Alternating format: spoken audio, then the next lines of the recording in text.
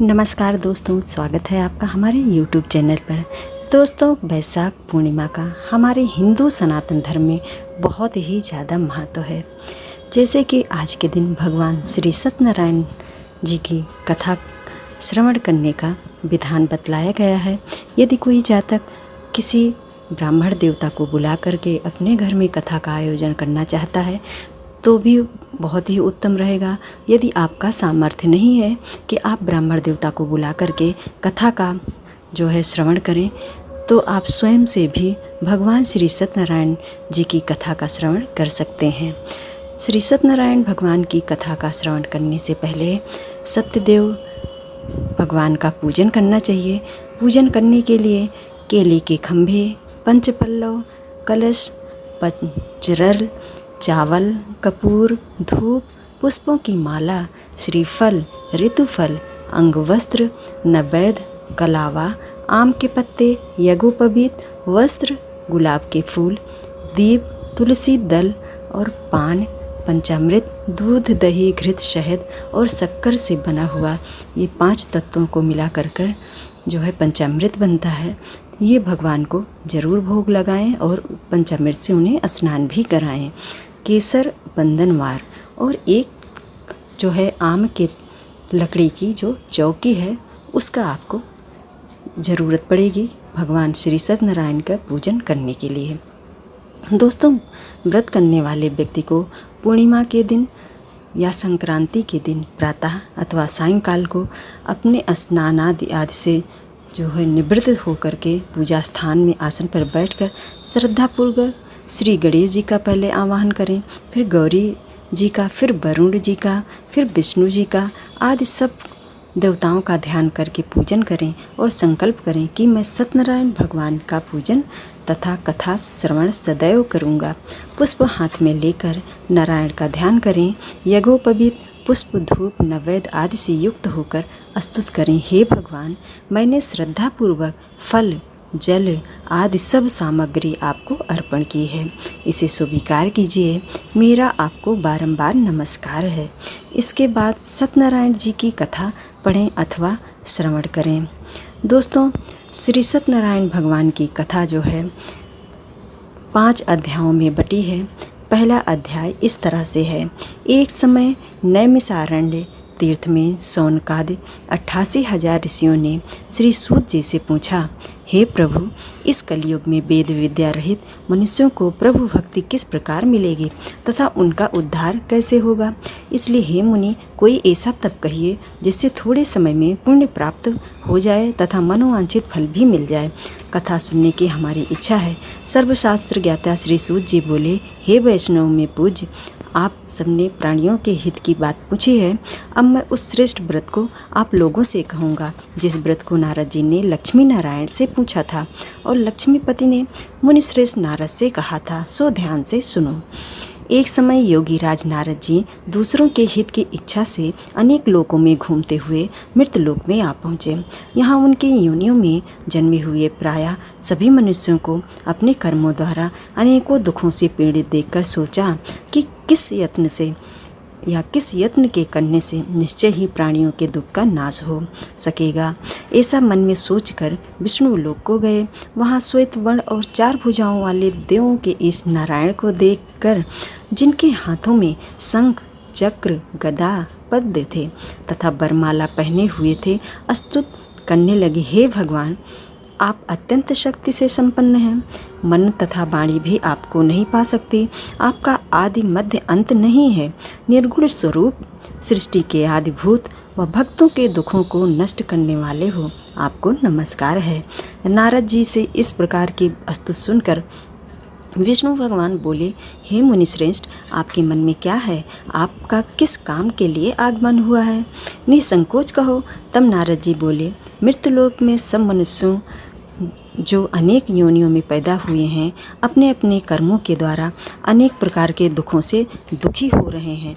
हे नाथ, मुझ पर दया रखते हो तो बतलाइए कि उन मनुष्यों के सब दुख थोड़े ही प्रयत्न से कैसे दूर हो सकते हैं? श्री भगवान जी बोले, हे नारद, मनुष्यों की भलाई के लिए तुमने बहुत अच्छी बात पूछी है।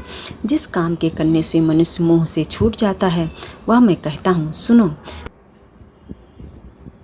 बहुत पुण्य देने वाला, स्वर्ग तथा मृत्यलोक दोनों में दुर्लभ एक उत्तम व्रत है। आज मैं प्रेम बस होकर तुमसे कहता हूँ, सत्यनारायण का यह व्रत अच्छी तरह से विधि पूर्वक करके मनुष्य आयु पर्यंत यहाँ सुख भोग कर मरने पर मोक्ष को प्राप्त होता है।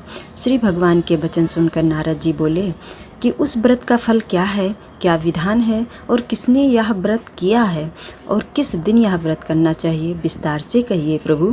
भगवान बोले, दुख शोक आदि को दूर करने वाला, धन धान्य को बढ़ाने वाला, सौभाग्य तथा संतान को देने वाला, यह व्रत सब स्थानों पर विजयी करने वाला है। भक्ति संतान को देने वाला यह व्रत सभी स्थानों पर तो विजयी करने वाला है। भक्ति और श्रद्धा के साथ किसी भी दिन मनुष्य श्री सत्यनारायण की प्रातःकाल के समय ब्राह्मणों और बंधुओं के साथ धर्मपरायण होकर पूजा करे। भक्तिभाव से नैवेद्य केले का फल, घी, दूध और गेहूं का चूर्ण सवाया लेवे। गेहूं के अभाव में साठी का चूर्ण, शक्कर तथा गुड़ भी ले सकता है और सब भक्षण योग्य पदार्थ जमा करा करके भगवान को अर्पण कर दें तथा बंधु बांधवों सहित ब्राह्मणों को भोजन कराएं। उसके पश्चात स्वयं भोजन करें। नित्य गीत आदि का आचरण कर सत्यनारायण भगवान का स्मरण करते हुए समय व्यतीत करें। इस तरह से व्रत करने पर मनुष्यों को इच्छा निश्चय पूरी होती है। विशेषकर कलिकाल में भूमि पर यही मोक्ष का सरल उपाय है। दोस्तों, इस तरह से ये पहला अध्याय है। दूसरा अध्याय, श्री सूत जी बोले, हे ऋषियों, जिसने पहले समय में इस व्रत को किया है उसका इतिहास कहता हूँ, ध्यान से सुनो। सुंदर काशीपुरी नगरी में एक अत्यंत निर्धन ब्राह्मण रहता था। वह भूख और प्यास से बेचैन हुआ नित्य पृथ्वी पर घूमता था। ब्राह्मणों से प्रेम करने वाले भगवान ने ब्राह्मण को दुखी देखकर बूढ़े ब्राह्मण का रूप धर उसके पास जा आदर के साथ पूछा, हे विप्र, नित्य दुखी हुआ पृथ्वी पर क्यों घूमता है? हे श्रेष्ठ ब्राह्मण, यह सब मुझसे कहो, मैं सुनना चाहता हूँ। ब्राह्मण बोला, मैं निर्धन ब्राह्मण हूँ, भिक्षा के लिए पृथ्वी पर फिरता हूँ। हे भगवान, यदि आप इसका उपाय जानते हो तो कृपा करके कहो। वृद्ध ब्राह्मण बोला कि सत्यनारायण भगवान मनोवांछित फल देने वाले हैं, इसलिए हे ब्राह्मण, तू उनका पूजन कर, जिसके करने से मनुष्य सब दुखों से मुक्त हो जाता है। ब्राह्मणों को व्रत का सारा विधान बतलाकर बूढ़े ब्राह्मण का रूप धारण करने वाले श्री सत्यनारायण भगवान अंतर ध्यान हो गए। जिस व्रत को वृद्ध ब्राह्मण ने बतलाया है मैं उसको करूँगा। यह निश्चय करने पर उसे रात में नींद नहीं आई और वह सवेरे उठ सत्यनारायण के व्रत का निश्चय कर भिक्षा के लिए चला। उसको भिक्षा में बहुत धन मिला, जिससे बंधु बांधवों के साथ उसने सत्यनारायण भगवान का व्रत किया। इसके करने से वह ब्राह्मण सब दुखों से छूटकर अनेक प्रकार की संपत्तियों से युक्त हुआ। उस समय से वह ब्राह्मण हर मास व्रत करने लगा। इस तरह सत्यनारायण भगवान के व्रत को जो करेगा वह मनुष्य सब दुखों को छूट जाएगा। इस तरह नारद जी से नारायण का कहा हुआ यह व्रत मैंने तुमसे कहा। हे विप्रो, मैं अब और क्या कहूँ? ऋषि बोले, हे मुनीश्वर, संसार में इस ब्राह्मण से सुनकर किस किस ने इस व्रत को किया यह सब सुनना चाहते हैं, इसके लिए हमारे मन में श्रद्धा है। सूत जी बोले, हे मुनियों, जिसने इस व्रत को किया है वह सब सुनो। एक समय एक ब्राह्मण धन और ऐश्वर्य के अनुसार बंधु बांधवों के साथ व्रत करने को तैयार हुआ। उसी समय एक लकड़ी बेचने वाला बूढ़ा आदमी आया और बाहर लकड़ियों को रखकर ब्राह्मण के मकान में गया। प्यास से दुखी लकड़हारा उनको व्रत करते देखकर ब्राह्मण को नमस्कार कर कहने लगा कि आप क्या कर रहे हैं और इसके करने से क्या फल मिलता है, कृपा करके मुझसे कहो। ब्राह्मण ने कहा, सब मनोकामनाओं को पूर्ण करने वाला यह श्री सत्यनारायण भगवान का व्रत है। इसकी ही कृपा से मेरे यहाँ धन धान्य आदि की वृद्धि हुई है। ब्राह्मण से इस व्रत के बारे में जानकर लकड़हारा बहुत प्रसन्न हुआ। चरणामृत ले और प्रसाद खाने के बाद अपने घर को गया। लकड़हारे ने अपने मन में इस प्रकार संकल्प किया कि आज नगरी में लकड़ी बेचने से जो धन मिलेगा उसी से सत्यनारायण देव का उत्तम व्रत करूंगा। यह मन में विचार कर वह बूढ़ा आदमी लकड़ियाँ अपने सिर पर रखकर जिस नगर में धनवान लोग रहते थे वह ऐसे सुंदर नगर में गया। उस रोज़ वहाँ पर उसे उन लकड़ियों का दाम पहले से दिनों से चौगुना मिला। तब वह बूढ़ा लकड़हारा दाम ले और अति प्रसन्न होकर पक्के केले की पुल्ली, शक्कर, घी, दूध, दही और गेहूं का आटा इत्यादि सत्यनारायण भगवान के व्रत की कुल सामग्रियों को लेकर अपने घर गया। फिर उसने अपने भाइयों को बुलाकर विधि के साथ भगवान जी का पूजन और व्रत किया। उस व्रत के प्रभाव से वह बूढ़ा लकड़हारा धन पुत्र आदि से युक्त हुआ और संसार के समस्त सुख भोग कर वैकुंठ को चला। श्री सत्यनारायण भगवान की जय। तीसरा अध्याय। सूत जी बोले, हे श्रेष्ठ मुनियों, अब आगे की कथा कहता हूँ, सुनो। पहले समय में उल्कामुख नाम का एक बुद्धिमान राजा था। वह सत्य वक्ता और जितेंद्रिय था। प्रतिदिन देव स्थानों पर जाता तथा गरीबों को धन देकर उनके कष्ट दूर करता था। उसकी पत्नी कमल के समान मुख वाली और सती साध्वी थी। भद्रशिला नदी के तट पर उन दोनों ने श्री सत्यनारायण का व्रत किया। उस समय में वहाँ एक साधु वैसे आया। उसके पास व्यापार के लिए बहुत सा धन था। वह नाव को किनारे पर ठहरा कर राजा के पास गया। राजा को व्रत करते हुए देखकर विनय के साथ पूछने लगा, हे राजन, भक्ति युक्त चित्त से यह आप क्या कर रहे हैं? मेरी सुनने की इच्छा है, सो आप यह मुझे बताइए। राजा बोले, हे साधु, अपने बांधवों के साथ पुत्र आदि की प्राप्ति के लिए यह महाशक्तिमान सत्यनारायण भगवान का व्रत व पूजन किया जा रहा है। राजा के वचन सुनकर साधु आदर से बोला, हे राजन, मुझसे इस सब का विधान कहो। मैं भी आपके कथानुसार इस व्रत को करूँगा। मेरे भी कोई संतान नहीं है और इससे निश्चय ही होगी। राजा से सब विधान सुनकर व्यापार से निवृत्त हो वह आनंद के साथ घर गया। साधु ने अपनी स्त्री से संतान देने वाले उस व्रत का समाचार सुनाया और कहा कि जब मेरे संतान होगी तब मैं इस व्रत को करूँगा। साधु ने ऐसे वचन अपनी स्त्री लीलावती से कहे। एक दिन उसकी स्त्री लीलावती पति के साथ आनंदित हो सांसारिक धर्म में प्रवृत्त होकर सत्यनारायण भगवान की कृपा से गर्भवती हुई तथा 10वें महीने में उसके एक सुंदर कन्या का जन्म हुआ। दिनों दिन वह इस तरह बढ़ने लगी जैसे शुक्ल पक्ष का चंद्रमा बढ़ता है। कन्या का नाम कलावती रखा गया।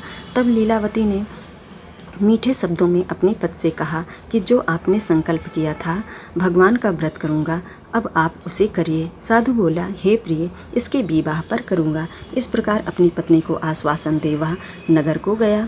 कलावती पितृगृह में वृद्धि को प्राप्त हो गई। साधु ने जब नगर में सखियों के साथ अपनी पुत्री को देखा तो तुरंत दूत बुलाकर कहा कि पुत्री के वास्ते कोई सुयोग्य वर देखकर लाओ। साधु की आज्ञा पाकर दूत कंचन नगर पहुंचा और वहां पर बड़ी खोज कर देखभाल कर लकड़ी के लिए सुयोग्य वणिक पुत्र को ले आया। उस सुयोग्य लड़के को देखकर साधु ने अपने विवाह के समय भी उस व्रत को करना भूल गया। तब श्री भगवान क्रोधित हो गए और श्राप दिया कि तुम्हें दारुण दुख प्राप्त होगा। अपने कार्य में कुशल साधु बनिया जमाता सहित समुद्र के समीप स्थित रत्नपुर नगर में गया और वहाँ दोनों ससुर जमाई चंद्रकेतु राजा के उस नगर में व्यापार करने लगे। एक रोज भगवान सत्यनारायण की माया से प्रेरित कोई चोर राजा का धन चुरा कर भागा जा रहा था, किंतु राजा के दूतों को आता देख चोर ने घबराकर भागते हुए राजा के धन को वहीं चुपचाप रख दिया जहाँ वो ससुर जमाई ठहरे हुए थे।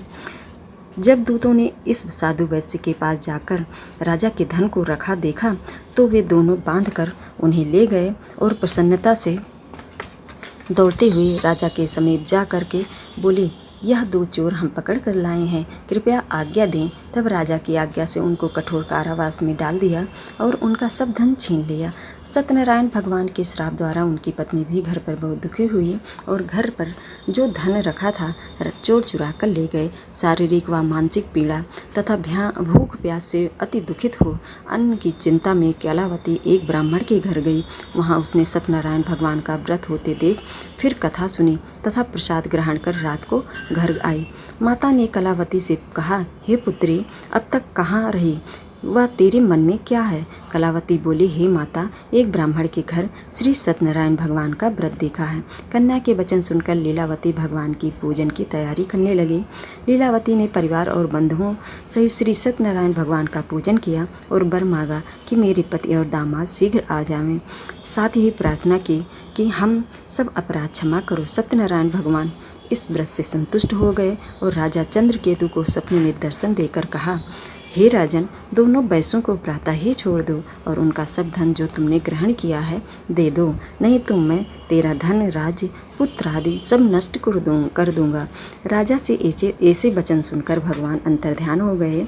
प्रातःकाल राजा चंद्रकेतु ने सभा में अपना स्वप्न सुनाया। फिर दोनों बड़े पुत्रों को कैद से मुक्त कर सभा में बुलाया। दोनों ने आते ही राजा को नमस्कार किया। राजा के मीठे वचनों से बोला, हे महानुभाव, भाभी बस ऐसा कठिन दुख प्राप्त हुआ है, अब तुम्हें कोई भय नहीं है। ऐसा कहकर राजा ने उनको नए नए वस्त्राभूषण पहनाए तथा उनका जितना धन लिया था उससे दुगना धन देकर आदर सहित विदा किया। दोनों बैस अपने घर को चले गए। बोलो सत्यनारायण भगवान की जय। चौथा अध्याय। सूत जी बोले, वैश्य ने मंगलाचार करके यात्रा आरंभ की और अपने नगर को चला। उनके थोड़ी दूर निकलने पर दंडी वेशधारी सत्यनारायण ने उनसे पूछा, हे साधु, तेरी नाव में क्या है? अभिमानी बड़ी हंसता हुआ बोला, हे दंडी, आप क्यों पूछते हो? क्या धन लेने की इच्छा है? मेरी नाव में तो बेल और पत्ते भरे हैं।